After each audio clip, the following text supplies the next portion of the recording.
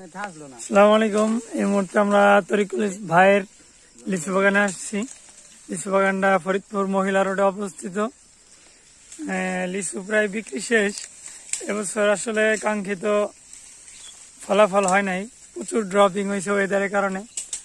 এই যে তরিকুল ভাই উপরে আমাদের জন্য লিচু পারতেছে। তো খুব সকালবেলা আমরা চলে আসছি লিচু খেতে। আবুদর আছে, ট্রাফিক আছে। স্বাদ কেমন ভাইয়া? ভালো না? আবুদর এই যে লিচি চলতেছে। তো আসলে বাগান থেকে ফল পেরে খাওয়ার মজাই অন্যরকম। এই যে একটা ফল পারলাম, সাইজ বেশি একটা বড় না।